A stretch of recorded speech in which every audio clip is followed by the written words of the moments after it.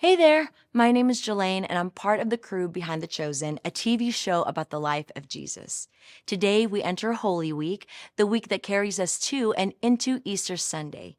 And each day of this week, members of The Chosen cast and crew will be leading the guided scripture moments. It's sort of a series as we make our way to Easter, and I've got the first verse of the day in our series. It's from that Palm Sunday moment at the start of Holy Week when Jesus rides into Jerusalem triumphantly. Matthew 21, verse 5 says, "See, your king comes to you gentle and riding on a donkey." That verse is actually a quotation from the book of Zechariah. And the first 8 chapters of Zechariah paint a pretty bleak picture of Israel as a conquered group of people living under Roman occupation.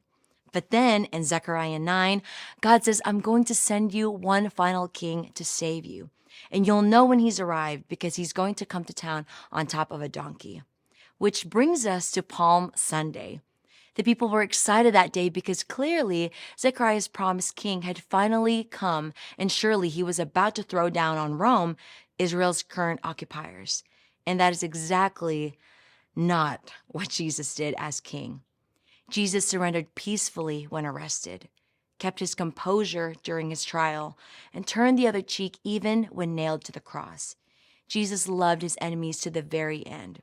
Because that kind of king, one gentle and humble, one who, as Zechariah puts it, establishes peace not by power or might, but by the Spirit, is the only kind of king who can reach beyond merely keeping the peace to actually make peace between God and man to man too. When we started filming the new season of The Chosen, we always knew filming Palm Sunday was going to be logistically challenging. Hundreds of extras waving palm branches, getting everyone to sing Hosanna in the same key, the donkey. But it was spiritually challenging too. Watching it made me ask some serious questions of myself. What do I want to see from Jesus as king? Especially when it comes to the people I don't particularly like. And is what I want from Jesus as king what I need?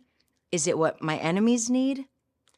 Maybe those are some questions we all ought to be asking of ourselves today in light of our verse of the day. See, your king comes to you gentle and riding on a donkey.